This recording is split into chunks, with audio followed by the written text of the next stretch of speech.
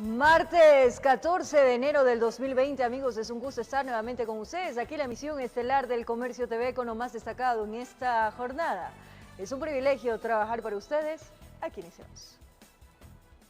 Se instaló la audiencia de juicio por la demanda que planteó Odebrecht en contra de Petroecuador por la cancelación unilateral de la obra del poliducto Pascuales-Cuenca por parte de Ecuador tras detectar una serie de anomalías.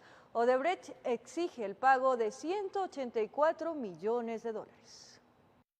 De acuerdo con los informes, el poliducto Pascuales-Cuenca habría presentado errores en la construcción, trabajos pagados de forma anticipada pero que nunca se ejecutaron, además de la existencia de 5 millones de dólares en coimas. Pero esto no es todo. La obra tendría un costo de aproximadamente 200 millones de dólares, sin embargo se firmó por un total de 370 millones. Es decir, 150% de sobreprecio. Eso generó que el Estado decidiera cancelar unilateralmente el contrato con Odebrecht, empresa encargada del proyecto. En nuestro juicio, esa resolución fue ilegal. No se cumplieron los procedimientos que la ley establece.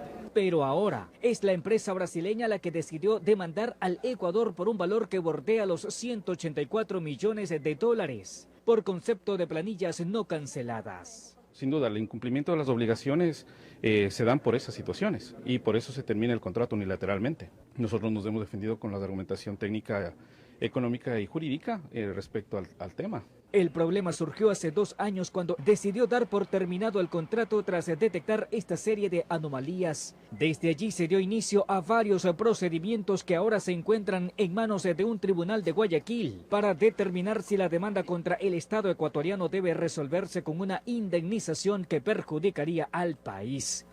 Para que los señores magistrados tengan análisis de todas las pruebas y todos los argumentos que se han presentado de parte y parte, para continuar con el proceso y obtener una sentencia. En realidad es la suma de planillas no pagadas, obra ejecutada, multa ejecutada y daños y perjuicios. De su parte, Odebrecht decidió contratar a un buró de abogados nacionales para llevar a cabo este litigio, mientras que la estatal Petroecuador se defiende con abogados externos que decidió contratar para ejercer la defensa. Vienen a ser un soporte para la Procuraduría que ha estado desde el principio en todo el proceso.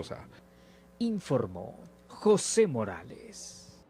Este martes vence el plazo para que el país adopte las medidas cautelares dispuestas por la CIDH a favor de Jorge Glass.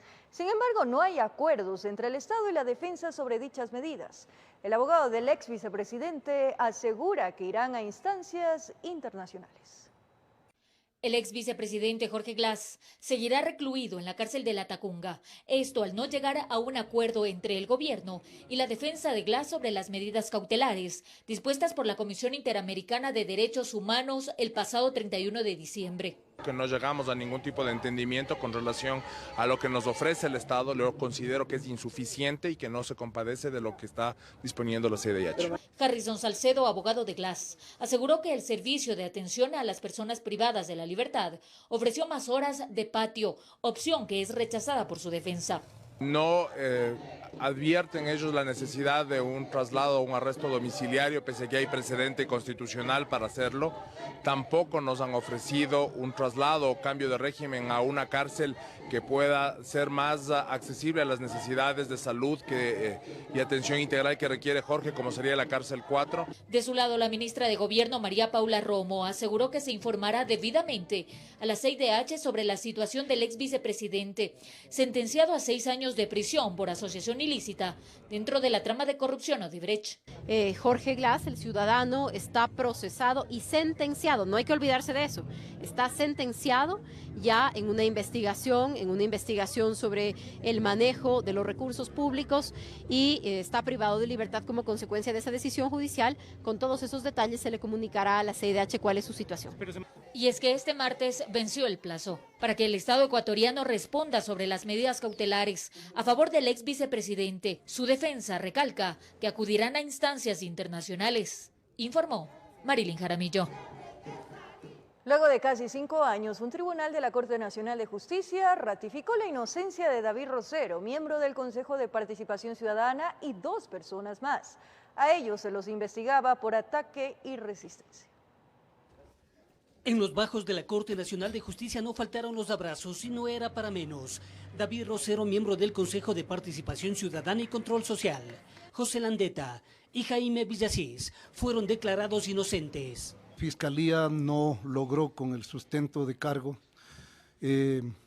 probar la existencia de una conducta, diríamos, típicamente punible, responsable en este caso, que habría sido la del delito de ataque o resistencia. Todo inició en mayo del 2015, cuando los investigados, entre otras personas, protagonizaron una protesta en el Fondo de Cesantía del Magisterio de Imbabura, supuestamente para evitar se les quite sus dineros. Y ante una orden ilegítima de allanamiento con una serie de vicios, era obvio que lo que habían hecho los maestros en Imbabura tenía, diríamos, plena explicación, pleno sustento, se enmarcaba en lo que señala el artículo 98 de la Constitución. Todos los ciudadanos, individual o colectivamente, tenemos derecho a resistir ante actos ilegítimos, arbitrarios. David Rosero refiere que fueron casi 5 largos años que tuvieron que dar explicaciones a la justicia. Nosotros estuvimos siempre con la conciencia de defensa de los derechos del magisterio, de sus ahorros, y el tiempo nos ha dado la razón. En ese contexto y en este caso me parece que la justicia ha brillado, han sido varios años ya, pero nosotros estamos con la frente en alto. Los hechos se registraron en el correísmo cuando se pasaron 400 millones de dólares de Fondo de Cesantía del Magisterio al Banco del Instituto Ecuatoriano de Seguridad Social, informó Héctor Romero. La Comisión Interamericana de Derechos Humanos, CIDH, culminó el informe respecto de las manifestaciones ocurridas en octubre pasado. El organismo recomendó la reparación integral de las víctimas durante las protestas. El documento marca entre sus 11 recomendaciones el respetar y garantizar el derecho a la protesta, a la libertad de expresión, a la reunión pacífica y a la participación política. Esto continúa en torno a la situación de quienes se vieron afectados en las manifestaciones.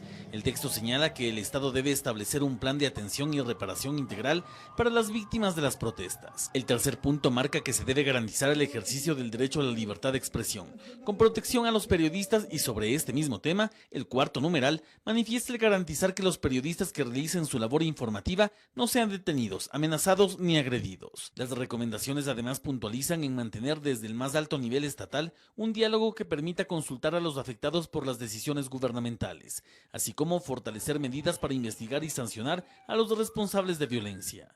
El texto se extiende sobre la recomendación para diseñar instituciones que promuevan la deliberación pública. En este sentido, pide adoptar las medidas para garantizar el derecho de los niños, niñas y adolescentes, mujeres y adultos mayores a participar en manifestaciones sociales. En sus últimos 3 puntos indica que se debe mantener el llamado a la paz y al diálogo, a fin de evitar estigmatizaciones, avanzar en las investigaciones correspondientes a las muertes de indígenas en las manifestaciones, culminando que, con la participación de las organizaciones indígenas, capacitar en materia de derechos humanos e interculturalidad a quienes mantienen el orden público. Sobre estas recomendaciones todavía no existe el pronunciamiento de las autoridades, informó Javier Rosero. El vicepresidente del Consejo Nacional Electoral y otros 3 consejeros del mismo organismo comparecieron ante la Comisión de Fiscalización de la Legislatura. Esto dentro de las pruebas de oficio en el proceso de juicio político que se sigue a la presidenta del CNE, Diana Tamaín. En sus pronunciamientos se pudo notar la clara discrepancia que existe al interior de la institución electoral. Precisamente el primero en comparecer fue Enrique Pita, vicepresidente del Consejo Nacional Electoral.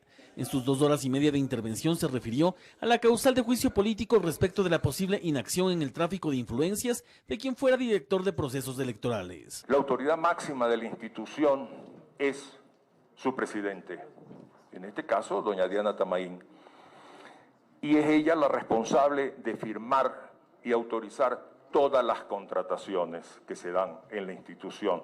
Otro de los temas mencionados fue el correspondiente al incumplimiento del reglamento de auditoría electoral, así como a la vulnerabilidad que tendría el sistema informático para el conteo de votos, mismo que habría permitido irregularidades. Auditoría no ha existido, definitivamente no ha existido. Confío yo en el proceso informático, si es el mismo proceso que está vigente no confío. Una de las interpelantes en el juicio político a Tamaínd, la asambleísta Yanine Cruz, manifiesta que existen los argumentos suficientes para que se censure y destituya a la titular del Consejo Nacional Electoral. Habla de que no habían actas con firmas, habla de repartos en todo el país, en las delegaciones obviamente provinciales del Consejo Nacional Electoral.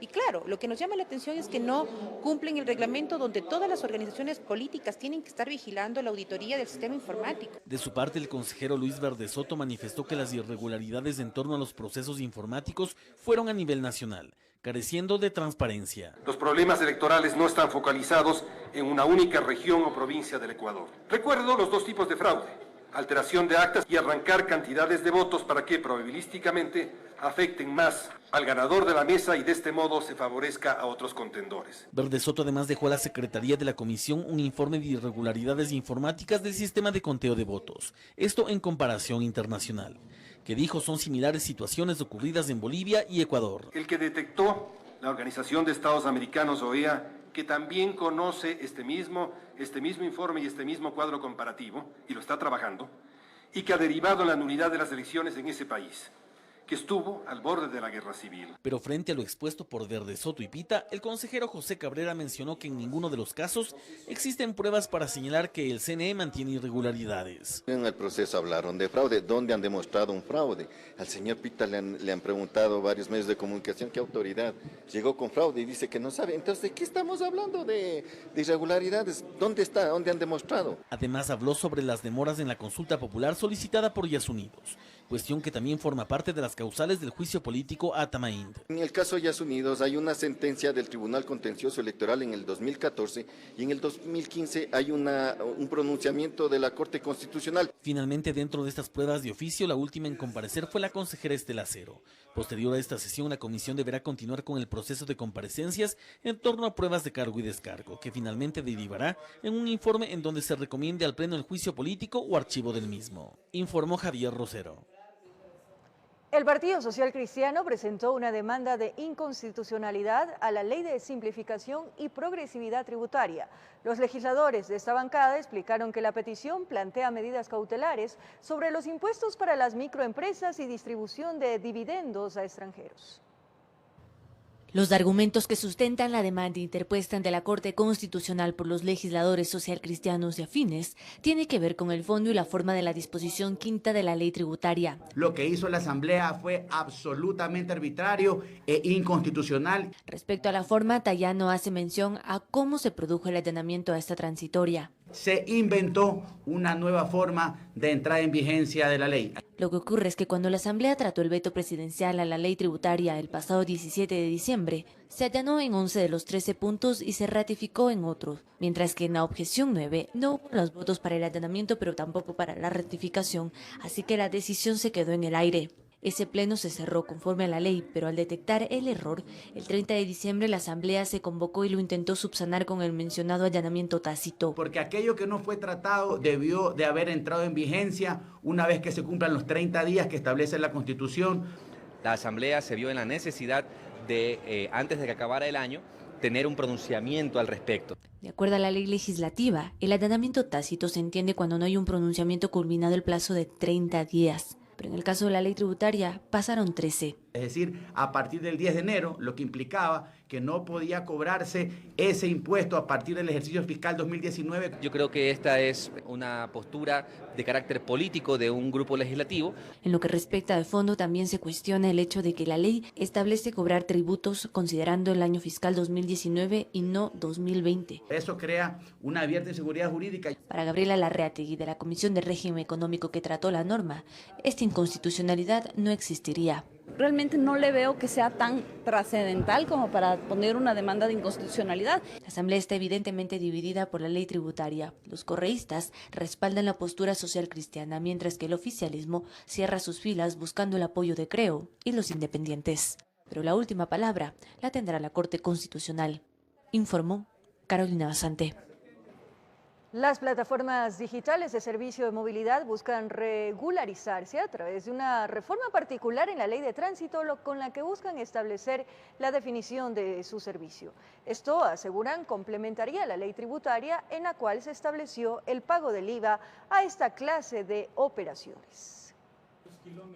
Representantes de Cabify promueven la propuesta para reformar el artículo 51 de la Ley de Tránsito, que establece las clases de servicio de transporte terrestre. Buscamos nosotros que este servicio de transporte particular sea definido como el mismo que pueda ser solamente, exclusivamente dado a través de plataformas, medios tecnológicos.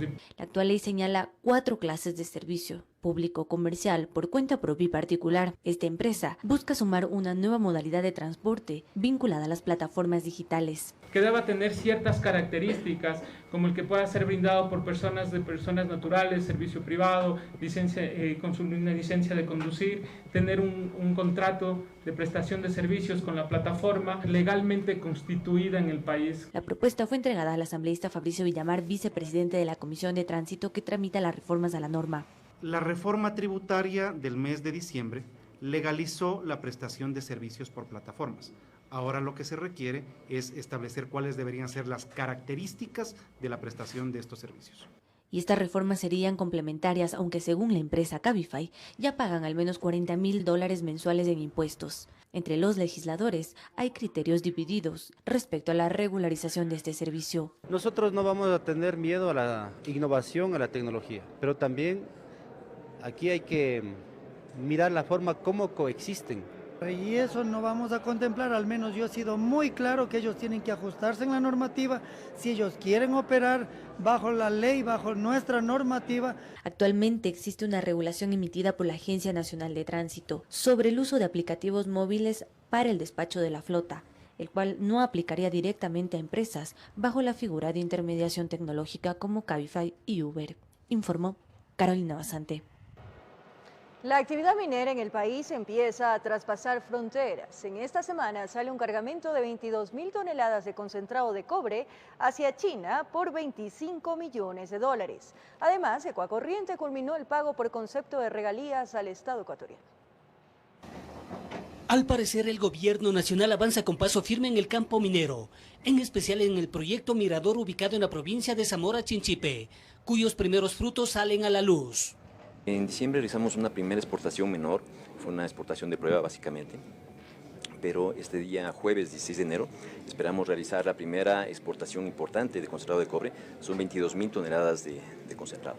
Va hacia China y más o menos el costo aproximado son $26 millones.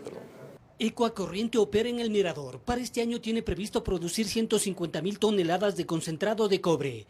Y como parte del acuerdo contractual con el Estado ecuatoriano, efectuó el último desembolso de $15 millones, de un total de 100 millones, que comprende el pago de regalías anticipadas. El vicepresidente Otto Sonnenholzner resaltó la importancia de la minería legal. Queremos que este país salga adelante.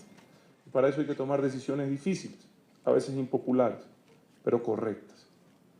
La gran diferencia que hay que marcar en la política de este país es que alguien por primera vez en la historia del Ecuador, debe de hacer lo correcto por encima de lo popular. Por la venta de minerales, las concesionarias al gobierno nacional, como regalías, pagan recursos económicos que son invertidos en proyectos sociales en las zonas aledañas a las mineras. En el año 2030, en donde si hacemos las cosas bien, si no nos dejamos presionar por los absurdos, podríamos tener ingresos mineros en forma de exportaciones de alrededor de 10% del PIB.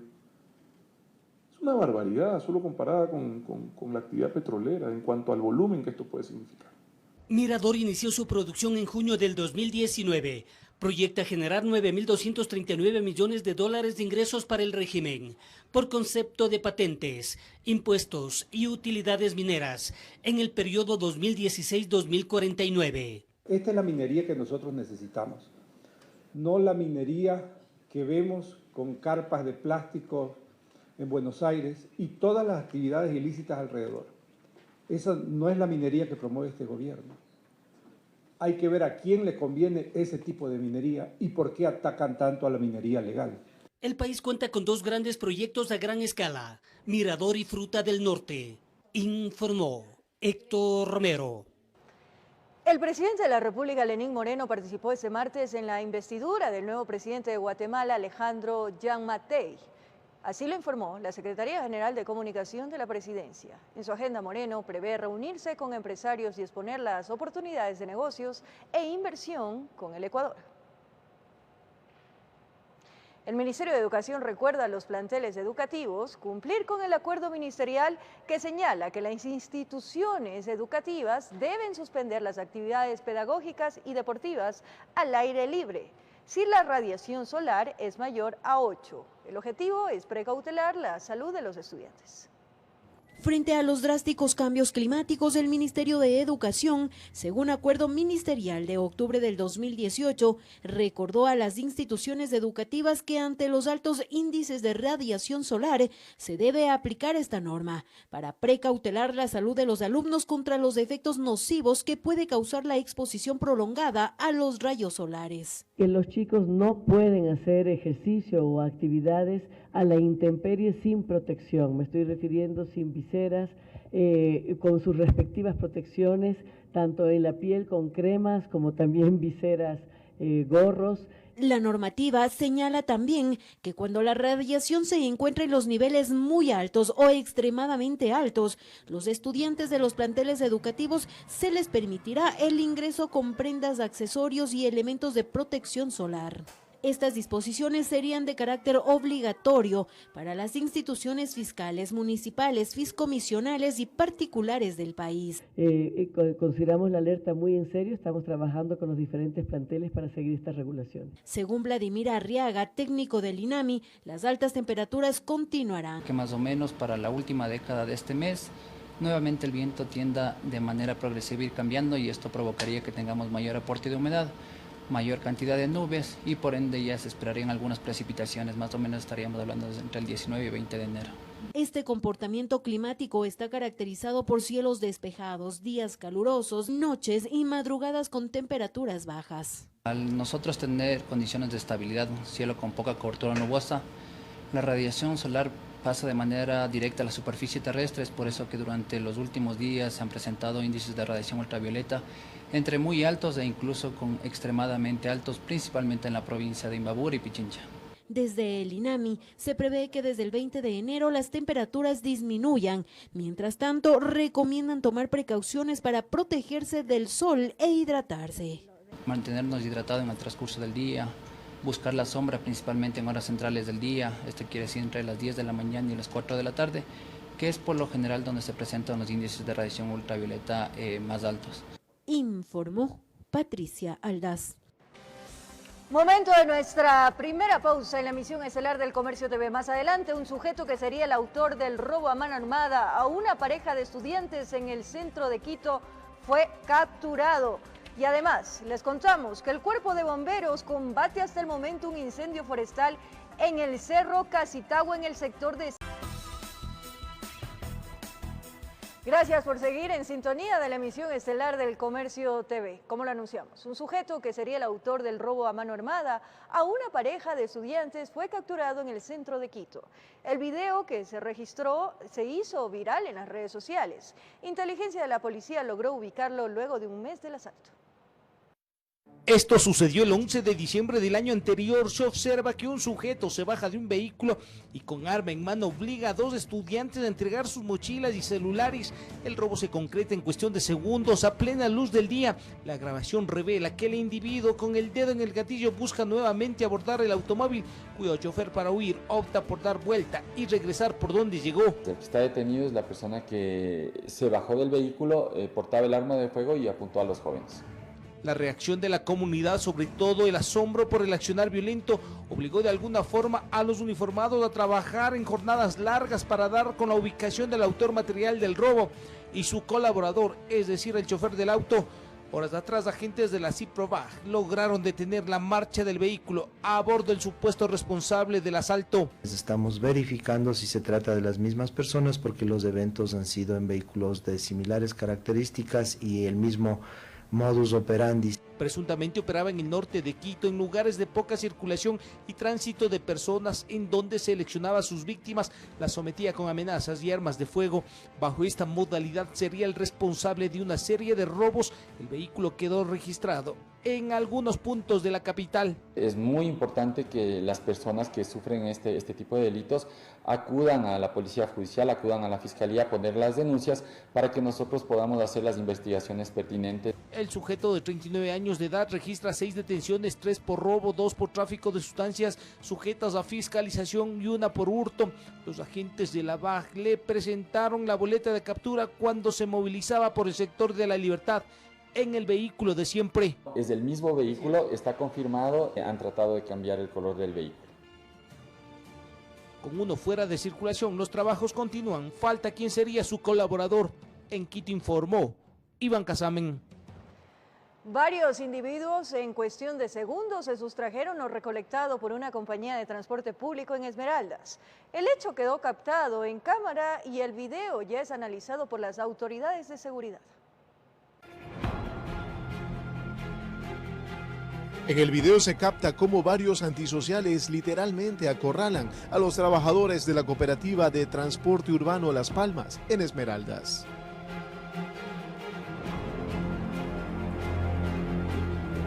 El atraco dejó perplejos a los encargados del dinero, el cual era lo recolectado en el día por los choferes de las unidades.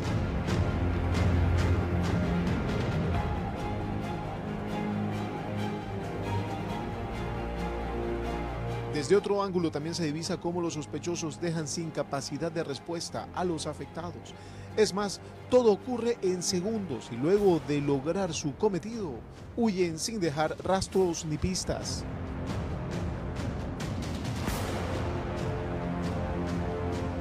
La policía ya investiga el caso, sin embargo, aún estarían por determinar la cantidad de lo sustraído. En el video también se logra divisar ligeramente el rostro de los sujetos, y esto serviría para identificar de quiénes se trata.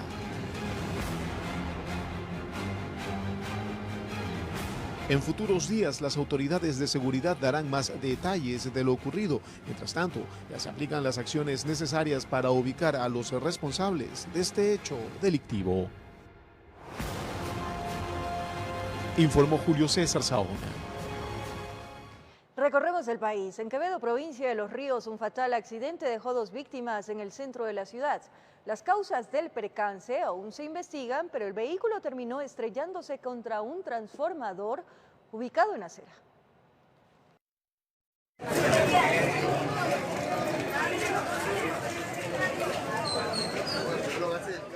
El vehículo salió de la avenida Yune Guzmán, atravesó la Walter Andrade y terminó estrellándose contra unos transformadores empotrados en esta avenida, lo que provocó un incendio.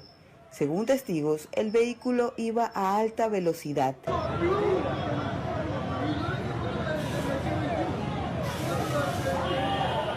Andaban 3 personas. Lo que pasa es que parece que la dirección porque vino, se impactó con el transformador y ahí fue que se recorrió por allá. Pero andaban 3, 2 varones y una mujer. A la mujer recién la llevaron. O sea, estaba bien mal. Y esa es la situación. Este fatal accidente dejó como saldo 2 fallecidos, el conductor José Gavica Guerra, quien murió al instante, e incluso personal del cuerpo de bomberos necesitó equipo especial para remover su cuerpo de entre la estructura del vehículo. La otra víctima, Edwin Cabezas, quien falleció en el hospital. Una mujer que también viajaba con ellos resultó herida. Las causas del accidente son investigadas. Una hipótesis es que José Gavica pudo sufrir un quebranto en su salud mientras conducía y por ello aceleró la marcha del vehículo. Esto se confirmará o descartará con los peritajes policiales. Desde Los Ríos informó Odette Camacho. El Cuerpo de Bomberos de Quito combate hasta el momento un incendio forestal en el Cerro Casitagua, en el sector de San Antonio de Pichincha. En el sitio se ha colocado un puesto de comando para dirigir las tareas de combate. El Cuerpo de Bomberos de Quito han combatido el fuego por más de 7 horas. El incendio en el Cerro Casitagua, en el sector de San Antonio de Pichincha, inició alrededor de las 10 de la mañana. En la zona del incendio se ha instalado un puesto comando desde donde se coordinan las acciones institucionales e interinstitucionales para el control del fuego. Los bomberos han realizado labores de combate y extinción del incendio forestal que se ha propagado en un terreno irregular con inclinaciones de 50 y 70 grados. El helicóptero Argus de Bomberos de Quito ha utilizado el sistema Bambi Bucket para combatir el incendio desde el aire, mientras el personal en tierra combate con herramientas manuales. De igual manera, el helicóptero ha realizado el traslado de efectivos hasta la parte alta del cerro, con el objetivo de disminuir los tiempos de respuesta y de movilización del personal hasta la línea de fuego. Según el último informe del Cuerpo de Bomberos, el incendio continúa activo. 60 efectivos, 14 vehículos de emergencia, 5 motocicletas, el helicóptero Argus 1 de Bomberos de Quito continuarían en labores de extinción, informó